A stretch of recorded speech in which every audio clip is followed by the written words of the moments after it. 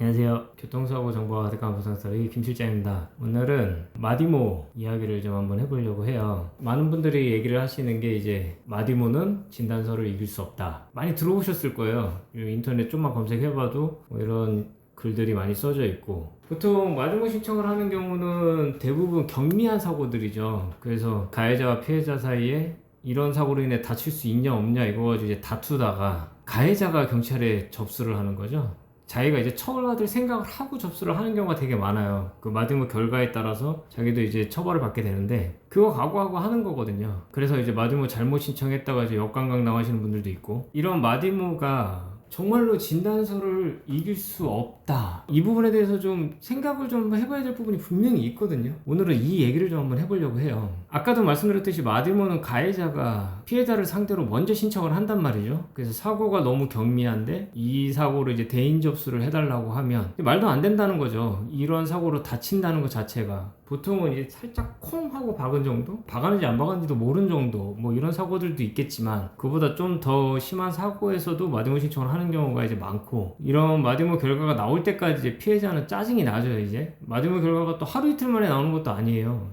한 달, 두 달 막 이렇게 시간 걸리는 경우도 있다 보니까, 그 시간 동안에 상대 보험사로 대인 접수가 돼 있으면 그걸로 그냥 치료 받으면서 기다리면 되는데, 대인 접수까지도 거부를 해버린 상황이 또 많단 말이죠. 그러면 이제 내 보험 자상으로 처리를 하거나, 그것도 없으면은 내가 이제 돈을 내고 치료를 받거나, 그렇게 사건을 진행을 해야 된단 말이에요. 이쯤 오면은 가해자가 이기는 상황일까요? 피해자가 이기는 상황일까요? 이미 이제 피해자는 짜증이 여기까지 나 있는 상태인 거예요. 이제 가해자는 그냥 기다리기만 하면 돼요. 마디모 결과만. 그 결과에 따라서 마디모가 뭐 상해 있다고 나오면 그냥 대인 접수 해줘버리면 되거든요. 대인 접수해서 처리해주면 되고, 상해 없다고 나오면 이제 땡큐인 거죠. 이제 피해자는 난리가 나는 거죠. 이제 이런 상황이 되면 이제 피해자는 대인으로 치료를 받고 있었다고 한다면 치료비 이제 보험사에서 다 돌려달라고 할 거예요. 이제 거기서 이제 또 싸우게 되실 거예요. 이제 치료비를 돌려주네 마네, 뭐 치료비만 퉁치고 합의금 없는 걸로 하자, 뭐 이런 경우도 있고. 아마 이제 여기까지 진행이 됐다 하더라도 피해자는 이긴 걸까요?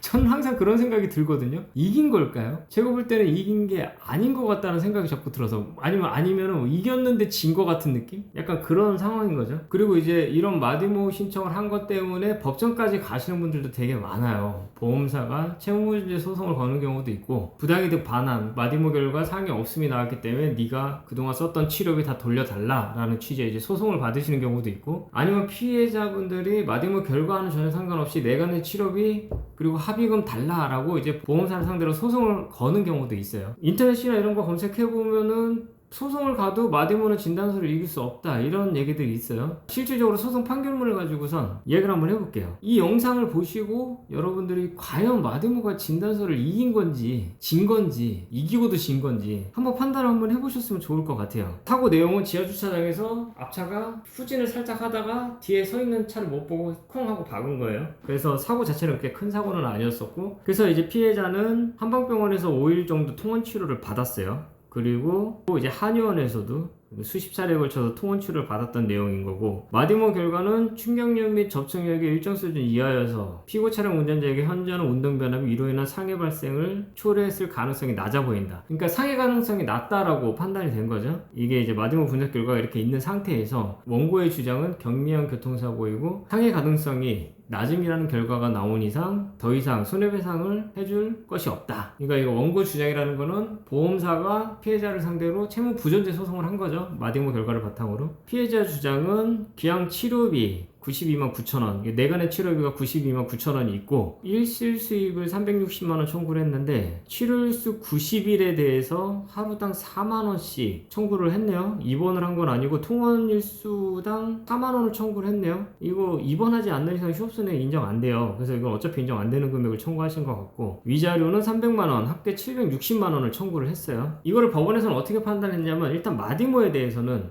마디모 프로그램 분석 결과는 공소사실에 대한 엄격한 증명을 요하는 형사사건에서 상해 여부를 판단하기 위해 차량사진과 영상, 경찰서의 사고기록 등을 근거로 이 사건 사고 당시 상황을 가정하여 판단하는 프로그램. 그래서 사고 당시 구체적인 정황 그리고 피고의 개인적인 특성까지 반영하지 못하는 한계가 있으며 요건 사실에 대한 증명 여부를 달리하는 민사사건에서 마디모 프로그램 분석 결과만으로 피고가 이 사건 사고로 인한 상해를 입지 않았다고 단정할 수는 없다. 이제 마디모에 대해서는 이렇게 법원에서는 대부분 판단을 하고 있어요. 그래서 이건 형사사건에서 쓰는 거지 민사사건에서는 그 각각의 특성들을 반영하기는 어렵다. 그래서 아무리 사고가 경미하다 하더라도 마디모 분석 결과만을 가지고 이 사람이 안 다쳤다라는 걸 입증할 수는 없다. 지금 이런 얘기인 거죠. 그렇기 때문에 피고가 이 사건 사고 이전부터 기항증을 갖고 있었거나 이 사건 사고와 다른 요인에 의해 유사한 상해를 입었다고 볼 만한 사정은 보이지 않는 점. 그래서 이러한 점들 때문에 피고는 이 사건 사고로 인해 허리 부위에 치료를 요하는 상해를 입었다고 봄이 상당하다. 이렇게 판단을 하고 있는 거예요. 하지만 이제 이게 더 중요한 부분인 것 같아요. 사고의 경위, 원고 차량이 피해 차량을 충격한 부위 및 정도, 통상의 교통사고와 비교하여 충격 및 피해 정도가 그리 크지 않았던 것으로 보이는 바,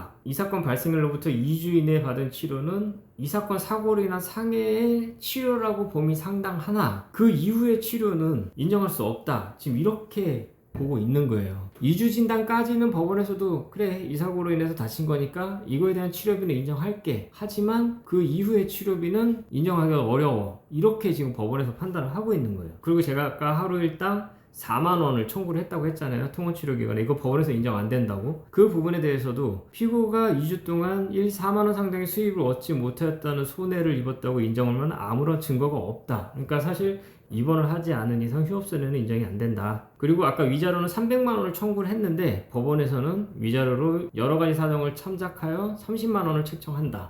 위자료는 판사 재량이에요. 판사가 사고나 이런 내용들을 보고 100만 원 주고 싶으면 100만 원 주고 싶은 거고요. 300만 원 주고 싶으면 300만 원 주고 싶은 거예요. 이 사건에서는 사고, 경위나 파손의 정도 이런 것들을 종합적으로 판단했을 때 30만 원 정도를 책정을 하는 거예요. 보통 염자 사건은 어느 정도 규모가 있는 사고 법원에 소송 제기되면 100에서 150만 원 정도 판결만 나오거든요. 위자료가 굉장히 많이 줄어든 거죠. 그렇기 때문에 이 사건으로 인해서 피고가 받아야 될 손해배상금은 30만 원을 넘지 않는다 이렇게 판결을 했어요. 그러면 이런 상황들로 볼 때 마디모까지 가신 분들이 보험사랑 합의를 하면 보통 50만 원 정도에 가장 많이 합의를 하시는 것 같고, 제대로 받으시는 분들 100만원, 150만원, 200만원 이렇게 받으세요. 근데 일단 마디모까지 간 사건들은 가해자가 말들이 많아요. 가해자가 보험사한테 합의금 많이 주지 말라고 엄청난 압력을 넣는단 말이죠. 그래서 보험사도 쉽게 이 사건을 종결을 못하는 게 합의금을 많이 못 주기 때문에 종결을 못하고 있는 부분이 있거든요. 피해자랑 보험사랑 엄청 싸우고 가해자랑 보험사랑도 엄청 싸우는 그런 상황이 발생을 하는 거예요. 그래서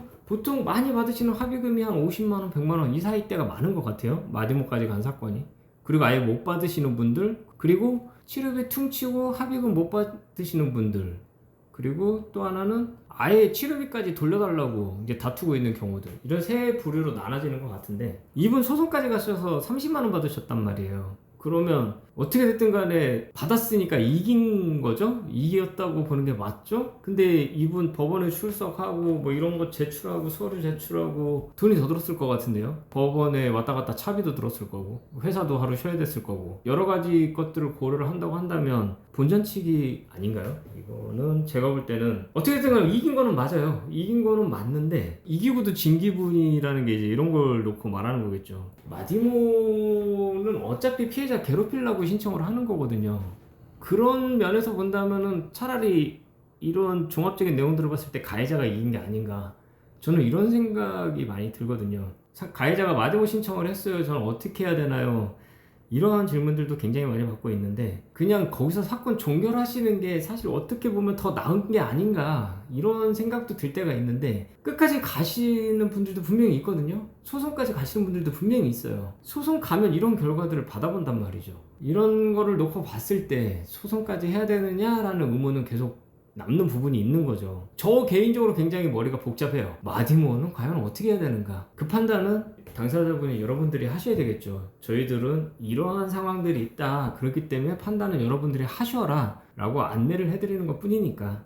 그래서 오늘은 이제 가해자가 마디모 신청을 한 경우 이제 어떠한 일들이 발생을 하고 어떠한 문제들이 생기고 소송까지 가면 어떠한 결과들이 생기는지에 대해서 이야기를 좀 한번 해봤어요. 이러한 사실들을 가지고 여러분들이 내 사건을 과연 어떻게 처리를 해야 되는지 판단을 하는데 도움이 됐으면 좋겠습니다. 오늘 영상도 도움이 되셨으면 구독, 좋아요, 알람 설정 부탁드리겠습니다. 오늘 영상 여기서 마치도록 하겠습니다. 감사합니다.